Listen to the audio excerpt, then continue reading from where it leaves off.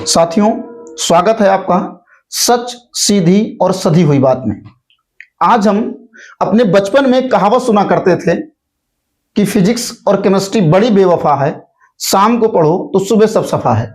इसी कथन को मिथक साबित करने के लिए, झूठा साबित करने के लिए आज हम बैठे हैं मनसा यादव सर के साथ, जो भवंस मेहता विद्याश्रम में शिक्षण कार्य कर रहे हैं। लगभग 10 सालों का एक्सपीरियंस लिए हुए, केमिस्ट्री के क्षेत्र में बहुत अच्छा काम किए। सर, आपका बहुत बहुत स्वागत है हमारे चैनल पर। बहुत बहुत धन्यवाद सर। सर, बच्चे केमिस्ट्री को लेकर के बहुत कंफ्यूज रहते हैं, केमिस्ट्री को लेकर के बड़ी ऊहापोह की स्थिति में रहते हैं। सबसे पहले मैं आपसे यही जानना चाहता हूं, सर, केमिस्ट्री का अर्थ क्या है? देखिए, केमिस्ट्री से पहले हम आपसे डिस्कस करना चाहेंगे कि इसकी शुरुआत जहां साइंस से हुई। जी। सबसे पहले जैसे कोई भी बच्चा क्लास 9, 10th में पढ़ रहा होता है तो उसको साइंस सब्जेक्ट मिलता है, लेकिन वो 6, 7, 8 से ही साइंस पढ़ता चला आता है। लेकिन 6, 7, 8 से जब वो साइंस पढ़ना शुरू करता है तब वो साइंस की उस डेप्थ नॉलेज को गेन नहीं कर पाता है, जिसकी वजह से आने वाले समय में जब साइंस डिवाइड हो जाती है, जिसमें फिजिक्स, केमिस्ट्री और बायो 3 पार्ट बन जाते हैं, तो वहां उसको बहुत समस्या होना शुरू हो जाती है। जी। जिसकी वजह से ये समझ में आने लगता है कि केमिस्ट्री टफ है। सबसे पहला विषय ये है कि साइंस क्या है। जी बिल्कुल। ठीक है सर, साइंस क्या है अगर इसकी बात करते हैं तो बचपन में UP board, English medium, Hindi medium, हर जगह एक छोटा सा इसके डिफिनीशन बताई जाती थी कि सुव्यवस्थित, सुसंगठित ज्ञान को विज्ञान कहते हैं। मतलब कि एक अरेंज मैनर में अगर हम किसी भी टॉपिक को अगर पढ़ते हैं तो वो विज्ञान है, यानी वो साइंस। बिल्कुल। फर्दर साइंस को हमने कई पार्ट में क्लासिफाई किया। क्लासिफिकेशन के दौरान हमने फिजिक्स, केमिस्ट्री और बायो, ये 3 पार्ट पढ़े। फिजिक्स के अंदर हम नेचर और नेचुरल वर्ल्ड के बारे में बात करते हैं, केमिस्ट्री में केमिकल रिएक्शंस, मैटर, कंपोजिशन, इसके बारे में पढ़ते हैं, और बायो में हम बॉटनी, जूलॉजी यानी प्लांट्स और एनिमल्स की स्टडी नॉर्मली करते हैं। जी। अब सवाल आया कि केमिस्ट्री क्या है। अब हम इस विषय पर आते हैं कि अगर केमिस्ट्री क्या है, तो केमिस्ट्री एक साइंस की ऐसी ब्रांच है जिसके अंदर हम मैटर, उसके कंपोजिशन, स्ट्रक्चर, प्रॉपर्टीज और साथ ही साथ कोई भी केमिकल रिएक्शन यानी कि कोई नई चीज कैसे हो रही, इस पर हम जानकारी प्राप्त करते हैं। ये केमिस्ट्री का मूल अर्थ है। जी। केमिस्ट्री का कोई ऐतिहासिक परिप्रेक्ष्य बताइए। देखिए, केमिस्ट्री अगर हम बात करते हैं तो 500 ईसी से अगर हम इसको देखें, सी से 500 सी के, यानी कि अगर हम देखें 6वीं शताब्दी की पहले की बात अगर हम करते हैं तो वहां से इसकी शुरुआत। अगर हम वहां पर क्या हुआ था, शुरुआती दौर में इसका उपयोग कोई जानता नहीं था कि ये केमिस्ट्री है। जी। आज भी बहुत सारे काम हम ऐसे कर रहे हैं जिसके बारे में हमें जानकारी नहीं है, लेकिन वो केमिस्ट्री से लिंक्ड है। जी। अगर हम देखते हैं कि 6वीं शताब्दी के पहले जाते हैं तो वहां पर क्या हुआ था कि सबसे पहले इसका यूज हम दवाइयों के रूप में कर रहे थे। दवाइयों के रूप में जब हम इसका उपयोग कर रहे थे तो उस समय क्या हुआ कि हमें जानकारी नहीं थी ये केमिस्ट्री है, लेकिन हम इसका उपयोग करते रहे। थोड़े समय के बाद इसमें चेंजेस आए, थोड़े दिन और बीते, फिर उसके बाद हमने लैब की डिस्कवरी की, यानी कि लैब में कैसे एपरेटस का यूज किया जाए, इसके बारे में हम लोग जाने। लैब से फिर आगे की तरफ बढ़ते हैं तो हमारे पास एटॉमिक थियरी के बारे में, मॉडर्न केमिस्ट्री की तरफ हम मूव किए, वहां पर बर्थ ऑफ मॉडर्न केमिस्ट्री की बात करते हैं। फिर उसके बाद एटॉमिक थियरी का बात हम करते हैं, डाल्टन एटॉमिक थियरी आई। फिर उसके बाद हमारे पास में जितने भी law of conservation of mass को लैवोजियर ने दिया, उसके बाद फिर हम इसी को लेकर आगे बढ़ते हैं। लोगों का वर्तमान में ये मानना रहा है कि वो अक्सर ये करने जा रहे हैं कि जो विज्ञान है उसकी व्याख्या वो अध्यात्म से करते जा रहे हैं। तो क्या इस केमिस्ट्री का हमारे वेदों से कोई संबंध रहा है? जी बिल्कुल। केमिस्ट्री का वेदों से अगर हम अभी हमने डिस्कस किया कि वेद से क्या संबंध है।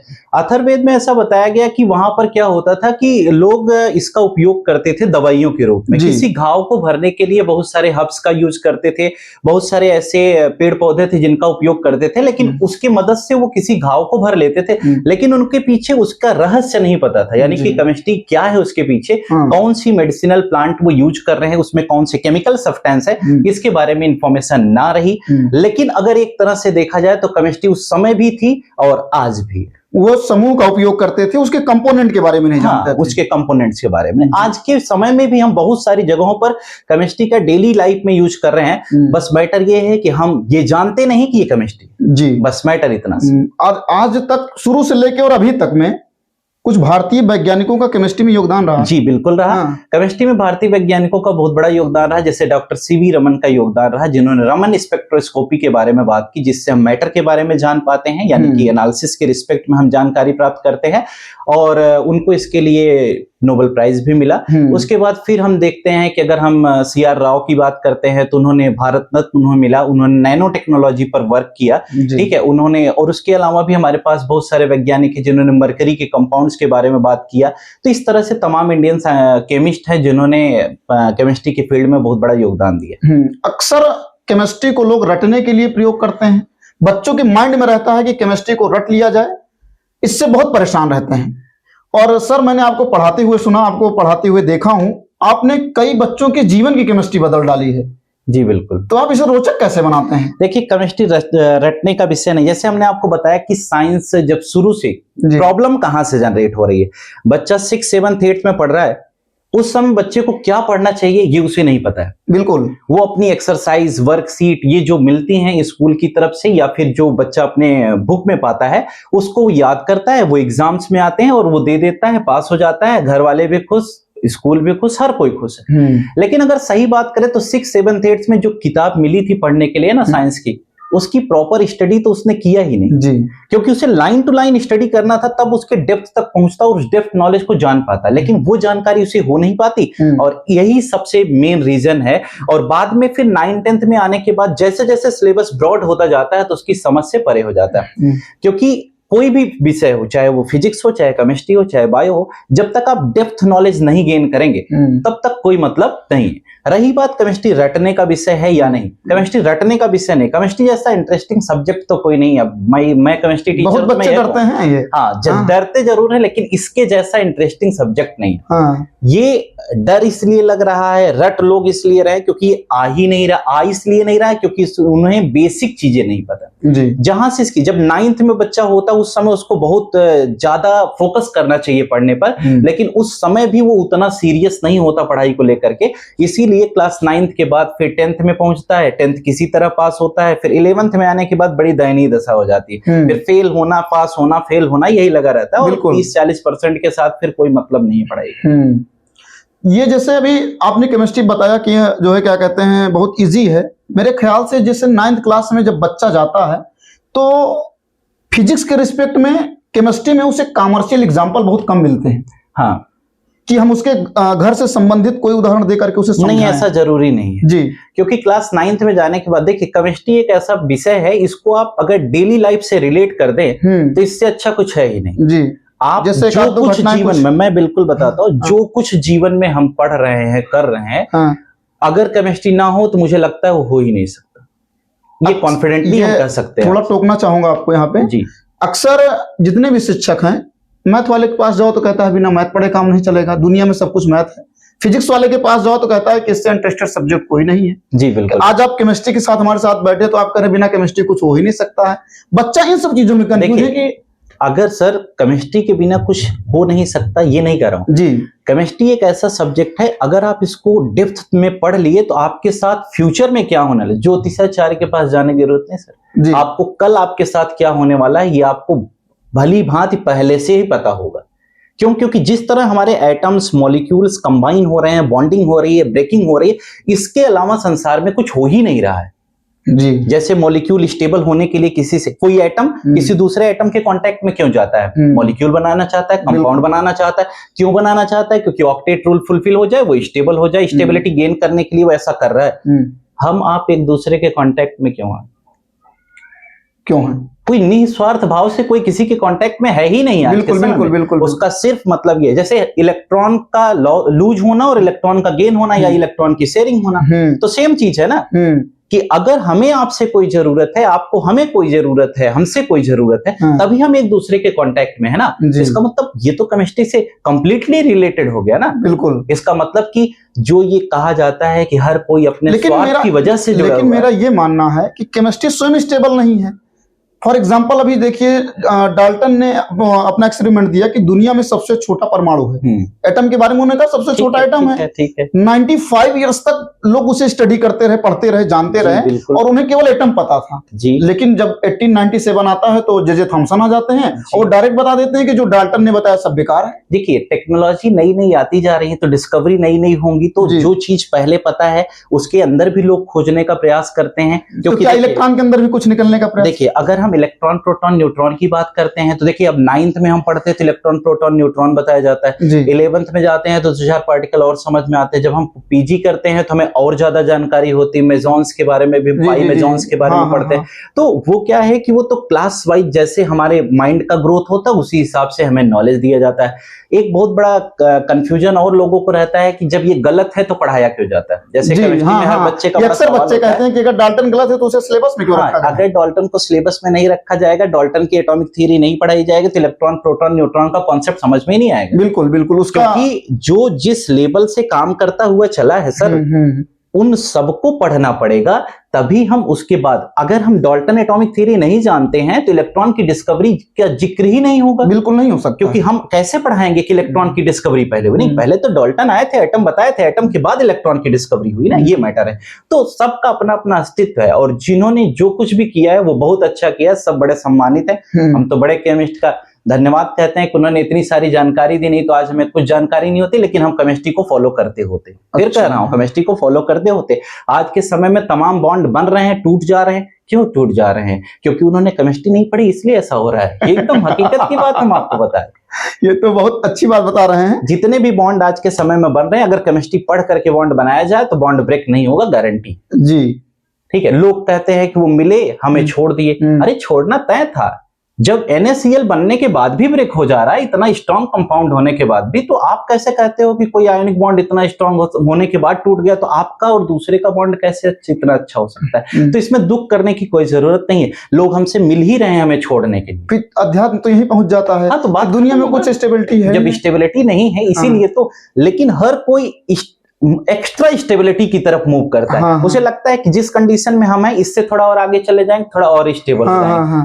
पिछले वाले से ज्यादा स्टेबल बॉन्ड दूसरे के कांटेक्ट में आने से बनता है, लेकिन पिछला टूट गया तो ये भी तो समझना चाहिए कि अगला भी टूट जाएगा, और अगला टूटता है तो फिर दुख होता है। यही तो अध्यात्म कहते हैं, उन्होंने मुझे छोड़ दिया या हमारा अरे कोई वो तो अभी एक सर थे, पढ़ाया करते थे, बहुत अच्छा उनका आता था, तो वो डायरेक्ट कहते थे कि जो है पुराने की याद तब तक आती है जब तक नया वाला जबरदस्त ना हो। हाँ, सही बात है ना। अगर नया वाला हाईली इलेक्ट्रोनेगेटिव होगा तो पुराने को रिप्लेस करके बॉन्डिंग तो बना लेगा, और हाईली इलेक्ट्रोपॉजिटिव होना चाहिए। कुछ क्लास में आप डेमो एक्सपेरिमेंट करते हैं? जी बिल्कुल। डेमो एक्सपेरिमेंटल के बारे में क्या कहें? देखिए, अगर सबसे दो चीज शिक्षक के लिए बड़ी जरूरी है कि अगर कोई भी शिक्षक, जो भी टीचर पढ़ा रहा है, अगर केमिस्ट्री का टीचर है या किसी भी सब्जेक्ट का टीचर है, वो चाहेगा तो बच्चे को आ जाएगा। अच्छा, अगर टीचर चाह ले तो बच्चा कैसा भी उसे आ जाएगा। लेकिन ये है कि हर चीज मार कर डांट कर यही तरीका नहीं है। टीचर चाहेगा तो बच्चे को अच्छा बना सकता है, ये हम कहते हैं। और ये कैसे पॉसिबल है, अब इस पर बात कर लेते हैं। देखिए, जो बच्चा क्लास में बैठा हुआ ना, अगर उसकी जगह बैठ करके टीचर खुद एनालाइज करे कि क्या अगर मैं इस बच्चे की जगह होता तो क्या मुझे समझ में आता जो सर पढ़ा रहे, 100% गारंटी है कि टीचर फेल नहीं होगा। वो टीचर A1 क्वालिटी का पढ़ाएगा, और साथ ही साथ उस क्लास का हर बच्चा टीचर की रिस्पेक्ट भी करेगा, और हर बच्चे को कंटेंट समझ में भी आएगा, क्योंकि टीचर खुद जानता है कि जो मैं पढ़ा रहा हूं ये हमारे कितने बच्चे को समझ में आ रहा है। केमिस्ट्री की जान कहें या केमिस्ट्री का सम्मान कहें या केमिस्ट्री का सब कुछ कहें, एक शब्द आता है जिसका नाम पीरियोडिक टेबल है। जी बिल्कुल। और आप पीरियोडिक टेबल में मैंने ये देखा है कि आप बच्चों को इस तरीके से याद कराते हैं। हाँ, ये तो ऐसा लगता है, हाँ, ये इम्पोर्टेंट विषय है, और आप इसे पूरा मैजिकल बनाते हैं। हाँ, कैसे बना सकते हैं? देखिए, आपको तो मैं 2 मिनट में सुना दूंगा जी। देखिए, केमिस्ट्री के अंदर जो पीरियोडिक टेबल का पार्ट है वो बड़ा जानदार है। हाँ। अगर पीरियोडिक टेबल के पार्ट की बात करते हैं तो देखिए, इनऑर्गेनिक तभी आएगा। अगर किसी को पीरियोडिक टेबल अच्छे से आ गया तो ये जान लीजिए कि 50 to 60% केमिस्ट्री से आ गई इनऑर्गेनिक की जी। अगर उससे पीरियोडिक, जैसे ऑर्गेनिक में IUPAC आ गई 50% आ गया, मैटर ठीक है। और अगर इनऑर्गेनिक में आपको पीरियोडिक टेबल अच्छे से आ गया तो फिर बच्चे को कोई दिक्कत होने वाली नहीं है, क्योंकि पीरियोडिक टेबल में सारा चीज तो पीरियोडिक टेबल में है। इनऑर्गेनिक का सारा पार्ट याद कैसे करें, ये सबसे बड़ा प्रश्न। बिल्कुल सुनाता हूँ आपको। अगर जैसे ग्रुप वाइज हम पहले जैसे 9th 10th में होते हैं तो बच्चे क्या करते हैं, 1 to 30 याद कर लेते हैं, हाइड्रोजन, हीलियम, लिथियम, बेरिलियम। उससे गाड़ी नहीं चलेगी, वो केवल रटने का तरीका हो गया, उससे क्लास 9th पार हो जाएगा बस। लेकिन अगर याद करने की बात करते, जैसे हम क्लास 11th में जाते हैं, फर्दर एग्जाम्स देते हैं, कॉम्पिटिटिव एग्जाम्स, तो वहां पर ऐसे तो गाड़ी नहीं चलेगी ना, तो हम ग्रुप वाइज याद करते हैं। अच्छा, ठीक है, ग्रुप वाइज याद करते हैं। पीरियोडिक टेबल में हमारे पास 4 ब्लॉक है, एसपीडीएफ। एसपीडीएफ, ठीक है, अगर हम एस ब्लॉक की बात करते हैं, पी ब्लॉक की बात करते हैं, फिर डी की, फिर एफ की, हम आपको उसकी निमोनिक्स बताएंगे कैसे हम उसको याद करेंगे। जैसे देखिए, एस ब्लॉक को याद करते हैं तो first group, total 18th group है, 7 पीरियड। वर्टिकल कॉलम्स को ग्रुप कहते हैं और हॉरिजॉन्टल रोज को पीरियड्स कहते हैं। अब हम याद करेंगे, सुनिएगा। है लीना की रब से फरियाद, बेटा मांगे कार स्कूटर बाप राजी, बैगन आलू गाजर इन थैला कहे शिवजी सुने पार्वती, न्यूजीलैंड पाकिस्तान ऑस्ट्रेलिया सब भिखारी, फिर कल बाहर आई आंटी, हे नीलम और करीना, जीते रहना। इसके बाद हम लोग डी ब्लॉक में आते हैं। साइंस टीचर विनी के लिए पुरानी, मन फेकोनी क्यों जलाती हो यारी, जरा निभा मौत तक रुकावट, राह पड़े आग में कूद जा, ला हफ्ता वरना रे उधर इधर पिटाई और होगी। अब हम एफ ब्लॉक में आते हैं। ये 40 एलिमेंट खत्म कर दिया आप? नहीं, अभी तो हम 28 बचे हुए हैं, बस बाकी सब खत्म हो। उसके बाद हम लोग आते हैं एफ ब्लॉक में, लास्ट। अगर हम एफ ब्लॉक में आते हैं तो वहां पढ़ते हैं, सीने पर नड़िया प्रेम की समाई, यू गदगद तब्दील हुआ यार तुम यूं ही लाजवाब हो। उसके नीचे फिर 14 और बचे हुए हैं, उसको याद करते हैं। तांगे पर उनकी नजर पड़ी, आसमां चमका, बिजली कड़की, एहसास फरामोश, मन चली निकल पड़ी लड़की। इसी के साथ 118 एलिमेंट समाप्त। वाह, ये याद करने का तरीका है। लेकिन इसको याद करने से गाड़ी नहीं चलेगी, इसके साथ साथ एलिमेंट्स को याद। हमें तो लगता है इस चीज को पढ़ने के लिए बच्चे कहते होंगे कि सर इसके लिए तो आप 2-2.5 महीना और क्लास चलाएं। अरे हम तो पीरियोडिक टेबल कम से कम 2 महीना तो पढ़ाते ही। अच्छा, हाँ, 3 महीने के ऑर्गेनिक पढ़ाते हैं, 2 महीने पीरियोडिक टेबल। जैसे आज के टाइम में केमिस्ट्री पढ़ने वाले जो बच्चे हैं, केमिस्ट्री पढ़ते हैं, इंटर पास आउट होते हैं, बीएससी भी करते हैं, एमएससी करते हैं, उन्हें या तो कभी शिक्षक बनने का वो आ जाता है, नहीं लैब टेक्नीशियन बन जाते हैं, कुछ और मौके हैं, कुछ और अवसर हैं। जी बिल्कुल, केमिस्ट्री के फील्ड में अगर वो जाते हैं तो सबसे पहला चीज तो ये है कि अगर वो इंजीनियरिंग फील्ड में गए तो वहां पर भी उनके पास एक बेटर ऑप्शन होता है। जी, अगर वो इंजीनियरिंग फील्ड में नहीं जाते हैं, अगर केमिस्ट्री को लेकर के टीचिंग फील्ड में आते हैं तो एक अच्छा ऑप्शन है ये। टीचिंग से अगर थोड़ा और आगे बढ़ते हैं तो उसके पास असिस्टेंट प्रोफेसर या प्रोफेसर के लिए है। जेआरएफ क्वालिफाई कर लेते हैं तो भी एक अच्छा मौका है। उसके साथ साथ उनको फार्मास्यूटिकल इंडस्ट्रीज जितनी भी है उसमें एक अच्छी जॉब अपॉर्चुनिटी मिल सकती है। ये भी एक बड़ा अच्छा ऑप्शन है। अच्छा, एक शब्द आता है केमिस्ट्री में, ग्रीन केमिस्ट्री। जी, इस समय ये ज्वलंत मुद्दा है, क्या है ये ग्रीन केमिस्ट्री? देखिए, ग्रीन केमिस्ट्री की बात करते हैं तो इसमें क्या है कि इसमें पूरा का पूरा बात इन्वायरमेंट से रिलेटेड हो रहा है।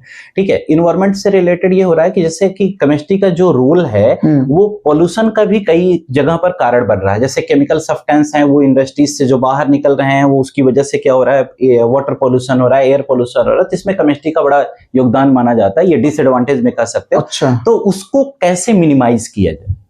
कुछ ऑर्गेनिक केमिस्ट्री पे। ऑर्गेनिक केमिस्ट्री तो बड़ी जानदार। कैसे देखिए, ऑर्गेनिक केमिस्ट्री में तो एक सबका राजा कार्बन है।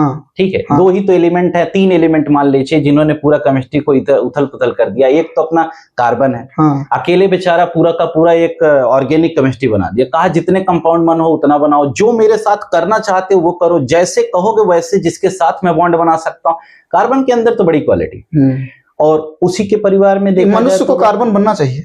मनुष्य को हाँ, बन सकता है, कोई दिक्कत। मनुष्य है ही कार्बन जैसा, कार्बन से ही तो बना हुआ है। नहीं, वो जैसे नेचर कार्बन के हैं। हाँ, जैसे नेचर कार्बन का, देखिए उतना तो मनुष्य रंग बदल सकता है, लेकिन कार्बन नहीं बदलेगा। नहीं, रंग बदल सकता है लेकिन इतनी अच्छी स्ट्रॉन्ग बॉन्डिंग कर पाना थोड़ा कठिन। अच्छा, कौन स्टेबल है, कार्बन की मनुष्य? देखिए, अगर देखा जाए तो दोनों ही अनस्टेबल है। अच्छा, हाँ, लेकिन कार्बन फिर भी कुछ देर के लिए स्टेबल हो जाता है, लेकिन मनुष्य नहीं स्टेबल हो। ये तो तब स्टेबल होता है जब ये एक्सोथर्मिक रिएक्शन हो जाता है या आप कह सकते हैं कि इसकी एंट्रोपी 0 हो जाए। जी जी जी, बहुत अच्छा। और ये जैसे अक्सर हम लोग देखते हैं कि जो बच्चे बोर्ड परीक्षा की तैयारी कर रहे हैं, जेईई की तैयारी कर रहे हैं, नीट की तैयारी कर रहे हैं जी, उनके लिए केमिस्ट्री मस्ट है। और अच्छे जेईई, नीट या बोर्ड के एग्जाम तीनों पर विचार करते हैं। ठीक है, सबसे पहली चीज कि अगर कोई बच्चा बोर्ड का एग्जाम देना चाहता है और बोर्ड के लिए वो तैयारी कर रहा है, तो अगर मान लीजिए क्लास 10th का एग्जाम देना चाहता है, ठीक है, क्लास 10th का एग्जाम देना चाहता है, तो वहां पर देखिए केमिस्ट्री की स्कोरिंग सब्जेक्ट है हर एग्जाम के लिए, इसमें अच्छे मार्क्स आ सकते हैं, लेकिन जब तक डेप्थ नॉलेज नहीं होगी तब तक कुछ होने वाला नहीं। अगर क्लास 10th की बात करते हैं तो क्लास 10th में उसके पास फिजिक्स भी रहती है और बायो भी रहती है, तो कहीं ना कहीं फिजिक्स और बायो के साथ केमिस्ट्री अच्छा रोल प्ले करती है और अच्छे मार्क्स आ जाते हैं। क्लास 10th में बड़ा मैटर नहीं है, मैटर खड़ा होता है 11th के बाद जो 12th क्लास की केमिस्ट्री है, जहां पर एक बुक पूरी की पूरी ऑर्गेनिक की। अगर हम क्लास 12th की केमिस्ट्री की बात करते हैं तो क्लास 12th की केमिस्ट्री है भाई पढ़ने लायक है, अच्छी है।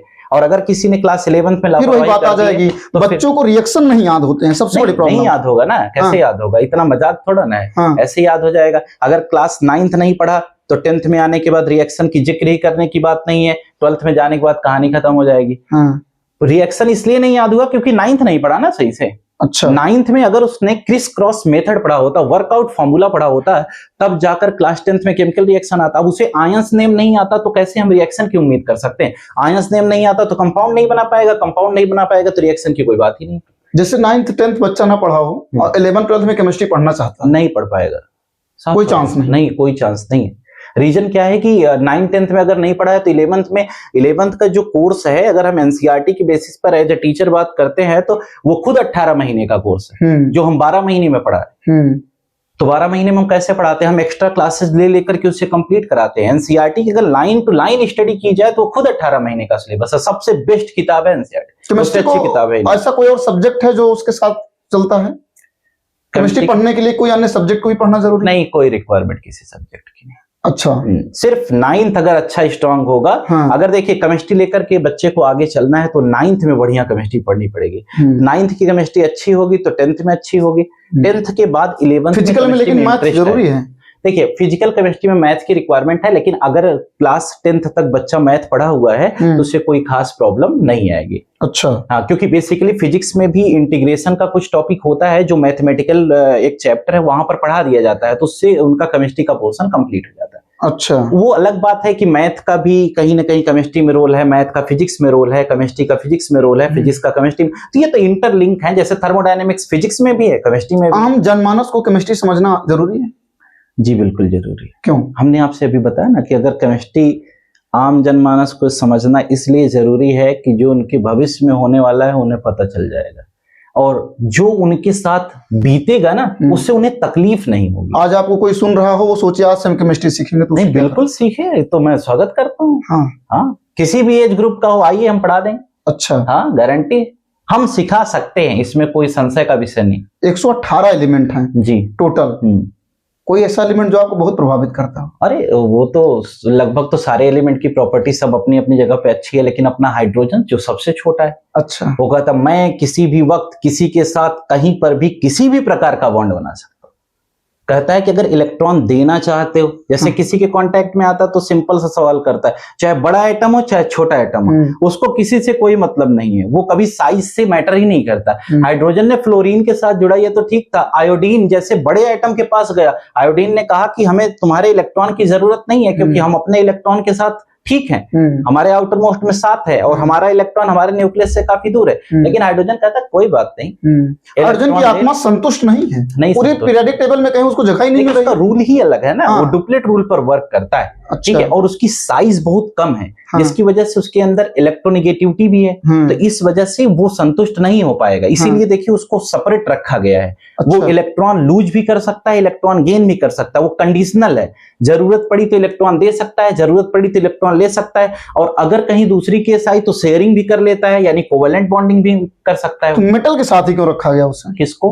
हाइड्रोजन रखा कहाँ गया उसको? अच्छा सर, वो गलत हमारे पास इंफॉर्मेशन है कि अगर हाइड्रोजन की बात करते हैं तो जो फर्स्ट ग्रुप में हम उसे देख पा रहे हैं, वो फर्स्ट ग्रुप में हाइड्रोजन को कट किया गया, वो हाइड्रोजन पीरियोडिक टेबल में उससे अटैच्ड नहीं है। हाइड्रोजन को हम फर्स्ट ग्रुप और 17th ग्रुप दोनों जगह पर पाते हैं, और हम ये कह सकते हैं कि क्योंकि एक बार फिर से रिपीट करिए। हाइड्रोजन जो है फर्स्ट और 17th दोनों ग्रुप में प्लेस्ड है जी, लेकिन दिखाया फर्स्ट ग्रुप में गया है क्योंकि ये इलेक्ट्रॉन को लूज भी कर सकता है, और जब इलेक्ट्रॉन को गेन करेगा तो हम इसे 17th ग्रुप के रिस्पेक्ट में समझते हैं, क्योंकि वहां पर हैलाइड आयन बनते हैं, वो एक इलेक्ट्रॉन को एक्सेप्ट करने की क्षमता रखते हैं जी। ठीक है, इसकी पोजीशन इसीलिए फिक्स नहीं है। ठीक है, और हम जैसे देखें तो हमारे पास 11th ग्रुप के एलिमेंट हैं जिसे हम कॉइनेज मेटल कहते हैं, वो भी +1 वैलेंसी शो कर सकते हैं। तो ज्यादातर हम इसे फर्स्ट और 17th के रिस्पेक्ट में देखते हैं, इसीलिए मेटेलिक नॉन मेटेलिक दोनों कंडीशन शो कर रहा है। इसीलिए हाइड्रोजन कभी पहले लिखा जाता है कंपाउंड में, कभी हाइड्राइड के रूप में बाद में लिखा जाता है, ये इसका मैटर है। अच्छा हाँ, ये बहुत कम लोगों को पता है। हो सकता है कुछ लोग पढ़ा रहे हैं उन्हें भी ना पता हो। नहीं, ऐसा तो नहीं है, लोग पता तो होना चाहिए, अगर नहीं पता है तो अब तो जानकारी हो जानी चाहिए। अच्छा, इसमें सबसे बड़ा चीज तो अगर ये देखा जाए कि केमिस्ट्री जो है अभी मैंने कहा ना कि जो केमिस्ट्री है बच्चों के बीच में बहुत कठिन है, हाँ। ये 3 सब्जेक्ट, मतलब तीनों सब्जेक्ट जैसे होता है हाँ। साइंस में, फिजिक्स केमिस्ट्री मैथ या फिजिक्स केमिस्ट्री बायो, हाँ। उसमें सबसे कठिन केमिस्ट्री है। इसके लिए कुछ बच्चों का, देखिए बच्चों को हम सिर्फ इतना बताना चाहेंगे, हाँ। जैसे हर क्लास वाइज हम बता देते हैं कि अगर क्लास 9th में आप पढ़ रहे हो, ठीक है, मेरी बात को गौर से सुनिएगा, केमिस्ट्री कठिन नहीं बेटा। अगर आप क्लास 9th में पढ़ रहे हो तो सबसे पहले आप ध्यान दीजिए कि 9th पर फोकस करिए। 9th में अगर आप मान लीजिए क्लास 9th में जाने वाले हैं तो आपसे एक रिक्वेस्ट है, क्लास 6, क्लास 7th और क्लास 8th की बुक एक बार रीड कर लीजिए बढ़िया से, अगर आप अच्छा पढ़ना चाहते हैं। क्योंकि देखिए पढ़ाई मजाक नहीं, और पढ़ाई सबके बस की बात भी नहीं। अगर सबके बस की बात होती सब बड़े आदमी बन गए होते। ठीक है, पढ़ना इतना आसान नहीं है, लेकिन हाँ अगर चाहोगे तो अच्छा कर सकते हो। अगर आप क्लास 9th में जा रहे हो तो सबसे पहले आपको 6, 7, 8 की एनसीईआरटी बुक बढ़िया से रीड कर लीजिए, ठीक है। और क्लास 9th में रहते हुए क्लास 9th की डेप्थ स्टडी करना जरूरी है। जैसे एक सिंपल सी बात बताते, क्लास 9th में बच्चे को एनसीईआरटी बुक पढ़नी चाहिए बढ़िया से। हाँ। एनसीईआरटी की एक्टिविटी अच्छे से सॉल्व करनी चाहिए। एक्टिविटी अपने टीचर की मदद से, अगर वो प्रैक्टिकल लैब में जाकर के कर लेता है केमिस्ट्री लैब में, तो वो हमेशा उसको याद रहेगी, कभी भूलेगी नहीं। एनसीईआरटी में बड़े अच्छे कंटेंट लिखे गए जी। दूसरा, उसको अगर मान लीजिए एनसीईआरटी थोड़ा टफ होती है, उसको अगर मान लीजिए इंग्लिश उसकी समझ में नहीं आ रही है, तो वो क्या कर सकता है, वो एस चांद बुक पढ़ सकता है। एस चांद बुक में क्या है कि वो बहुत एक्सप्लेनेशन बड़ा अच्छा है और वहां से उसको कम समय में ज्यादा नॉलेज मिल सकती है। अगर बच्चा अपने आप को बहुत अच्छा मानता है, बहुत अच्छा समझ रहा है और उसे लगता है कि और उसे पढ़ना चाहिए, तो उसके बाद वो केमिस्ट्री के लिए पियर्सन बुक पढ़े जी, ठीक है।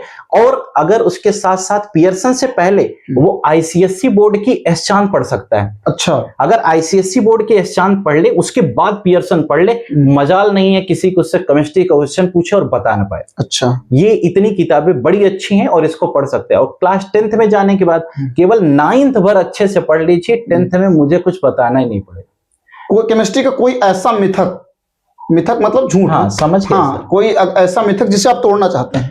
देखिए बहुत सारी बातें केमिस्ट्री में झूठी बताए। सबसे पहला तो ये बताया जाता है कि केमिस्ट्री में सब गलत है। हाँ, ठीक है, कहते हैं सब गलत है लेकिन फिर भी पढ़ाते हैं, और जब गलत था तो क्यों पढ़ाया, ये सबसे बड़ा गलत है। क्योंकि ये भी मानते हैं लोग कि केमिस्ट्री में एक्सेप्शंस बहुत हाँ, है ना, लोग इसी से घबराते, सीधे रास्ते चलते रहते हैं और हाँ, कहता है पहले हमारे पीछे पीछे, वो कहता है फिर गलत रास्ते हाँ, गलत है। हाँ। तो देखिए मैथ में भी तुम कॉन्ट्राडिक्ट करते हैं। हाँ। तो हर सब्जेक्ट में नहीं है उतना, लेकिन केमिस्ट्री में है। अब पहले इस पर बात कर लेते हैं क्यों है केमिस्ट्री में ऐसा। देखिए हमारे यहाँ क्या हुआ कि साइंटिस्ट ने, केमिस्ट ने किसी चीज को खोजा, ठीक है, वो जब तक नई कोई चीज नहीं आई तब तक वो फॉलो हुई। जैसे ही कोई नया कॉन्सेप्ट आया तो वो क्या हुआ, उसको वहीं पर रोक दिया गया। तो अब वो गलत नहीं हुआ, लेकिन उसको तो पढ़ना पड़ेगा ना, तभी तो हम नए वाले को सीख पाएंगे। तो एक्सेप्शंस का स्वागत करना चाहिए, क्योंकि एक्सेप्शंस का स्वागत करेंगे तभी नॉलेज बढ़ेगी, उसके पहले नॉलेज हमें अच्छी नहीं हो सकती। दूसरा, लैब में हम जाते हैं, जैसे बहुत सारे बच्चे हमें सुन रहे होंगे, लैब में जाने के बाद हमें बहुत डर लगता है। टीचर भी हमें बताते हैं छूना मना है, सूंघना मना है, स्वाद लेना मना है। तो ठीक है, सही बात है, ये तो कहना चाहिए और बच्चे को भी समझना चाहिए। लेकिन क्या है कि छूना मना है, तो अगर हम सब कुछ छुएंगे या सब कुछ चखेंगे या सब कुछ सूंघेंगे तो तकलीफ तो हो जाएगी। लेकिन सारी चीज छूने योग्य नहीं है, लेकिन कुछ चीज हम टच करके समझ सकते हैं। जैसे कहा जाता है कि छुओगे तो जल जाओगे। अरे जब जल ही जाएंगे तो पढ़ेंगे कैसे, ये भी तो है ना। सूंघोगे तो बेहोश हो जाओ, सब सूंघने से अगर बेहोश हो जाएंगे तो भी गलत है ना, ऐसा तो है नहीं। लेकिन हाँ, ये तब तक हमें नहीं करना चाहिए जब तक हमें उसकी कंप्लीट इंफॉर्मेशन ना हो। जो भी केमिकल सब्सटेंस है उसकी कंप्लीट इंफॉर्मेशन हो जाए तो फिर हम कर सकते हैं, ठीक है।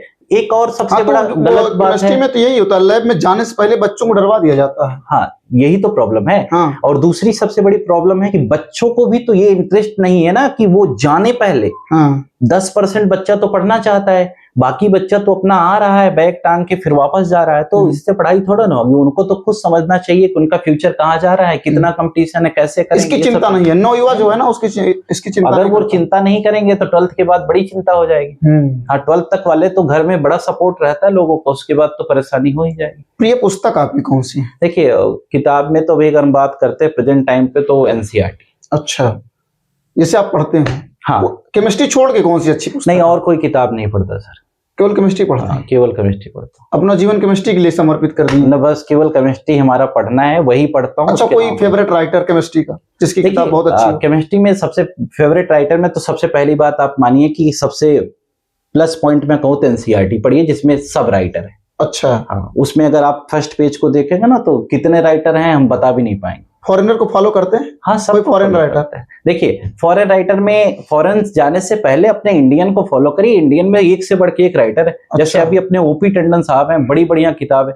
जगदम्बा प्रसाद यूनिवर्सिटी में है सर, उनकी बड़ी बढ़िया किताब है ऑर्गेनिक की। अच्छा, है ना। हाँ। लेकिन अगर हम क्लास 12th की बात करते हैं तो क्लास 12th में हम ये सजेस्ट करेंगे बच्चों को कि मॉडर्न एबीसी पढ़ सकते हैं, ओपी टंडन पढ़ सकते हैं। ये किताबें उनके लिए बड़ी बेस्ट हैं। बालाजी की भी है बुक्स जो आती है पब्लिकेशन में, वो भी बड़ी अच्छी किताबें, उसको भी पढ़ सकते हैं। किताबें सब अच्छी हैं, लेकिन पढ़ना पड़ेगा। अच्छा। हाँ, चाहे फॉरेन राइटर की हो चाहे। मूवी देखते हैं? हाँ, मूवी देखते हैं? नहीं, पिक्चर नहीं देखते? बहुत कम चांसेस हैं, कभी कभार। अच्छा, कोई अच्छी पिक्चर रही हो आपके लिए जिसे आप बहुत पसंद करते हैं? 2-3 साल तो हो गया, देखा ही नहीं। अच्छा, अगर देखे हो अच्छी लगी? हाँ, कभी देखा था, कबीर सिंह देखा था एक बार। हाँ। हाँ, और तो कोई पिक्चर नहीं। केमिस्ट्री ही देखते हैं? हाँ, बस इससे से रिलेटेड। अच्छा, हाँ। केमिस्ट्री से रिलेटेड होना चाहिए। हाँ, केमिस्ट्री में मतलब मेरा दिन भर का शेड्यूल यही है, स्कूल पढ़ाने के बाद घर पे ऑनलाइन पढ़ाना बस। कबीर सिंह की केमिस्ट्री है बड़ी खतरनाक। हाँ हाँ, खतरनाक है। हाँ। उसका भी रीजन बताया तो आपको। अच्छा। यही जो था, ये वो समझ नहीं पाया, इसी वजह से ऐसा हो गया। कोई प्रिय नेता जो प्रभावित करता? नेताओं पर कोई बातचीत नहीं सर। अच्छा, किसी को नहीं फॉलो किसी को फॉलो नहीं करता। क्यों, जबकि चला तो सब वही रहे हैं? कोई मतलब नहीं है। अच्छा, किसी से क्या लेना देना मतलब हर शिक्षक ही क्यों बोलता है? क्या मतलब? और सबसे ज्यादा परेशान शिक्षक है। हाँ, तो शिक्षक के क्षेत्र में जब काम होगा तो देखा जाएगा, अभी तो कोई बात ही नहीं। अच्छा। आपके जीवन में जो प्रगति हुई, आप इतना यहाँ तक आए, एक अच्छे विद्यालय पढ़ा रहे हैं। जी बिल्कुल। किसी का योगदान रहा? हाँ। किसका? अगर हम इसमें योगदान की बात करें तो शुरुआती दौर से अगर देखा जाए तो माता पिता का तो सबसे बड़ा श्रेय होता है। उसके बाद मेरे मौसा मौसी ने मेरे लिए बहुत कुछ किया। अच्छा। और उसके बाद अगर हम देखते हैं तो गुरुजनों का तो सदैव सम्मान है। वो उस समय से मेहनत हमारे पीछे कर रहे थे, और आज मैं खुद सौभाग्यशाली हूँ, उनकी छत्र छाया में रह रहा हूँ। अच्छा। इससे बड़ा सौभाग्य और क्या हो सकता है? कोई बीच में और प्रभावित किया? नहीं, अभी कुछ नहीं। आपकी केमिस्ट्री क्या है? आपकी केमिस्ट्री क्या? मेरी केमिस्ट्री बस केमिस्ट्री है, जैसे चल रही है, बढ़िया है। बताना नहीं चाह रहे हैं? नहीं, उस पर कोई विचार अभी तो नहीं। चलिए साथियों, खमठोक खेलता है जब नर, पर्वत के जाते पांव उखड़, और मानो जब जोर लगाता है पत्थर पानी बन जाता है। एक एम, एक लक्ष्य और एक विषय के साथ मेरे द्वारा जितने भी प्रश्न पूछे गए, सर ने बहुत अच्छे से उत्तर दिया, और मुझे जहां तक पूर्ण विश्वास है कि मेरे द्वारा पूछे गए प्रश्नों से आप भी संतुष्ट होंगे। ये पॉडकास्ट अगर अच्छा लगा हो और मेरे द्वारा कुछ प्रश्न छूट गए हों तो आप उसे कमेंट बॉक्स में लिख सकते हैं। मैं दोबारा फिर से एक बार आऊंगा सर के साथ और ऐसे ही बातचीत करूंगा। और सबसे अच्छी बात यह है कि अगर आप सर को देखना चाहते हैं पढ़ाते हुए, तो इनका एक यूट्यूब चैनल है जो आप बोर्ड में देख सकते हैं, उसका नाम है द सीक्रेट ऑफ केमिस्ट्री। क्या गजब का टाइटल रखे हैं कि केमिस्ट्री में क्या क्या चीजें छुपी हुई हैं, उन सबको बताने की पूरी कोशिश जारी रहती है। और आशा करता हूं कि आप लोगों को यह संवाद बहुत पसंद आया होगा। देखते रहें सच, सीधी और सधी हुई बात। जय हिंद, जय भारत।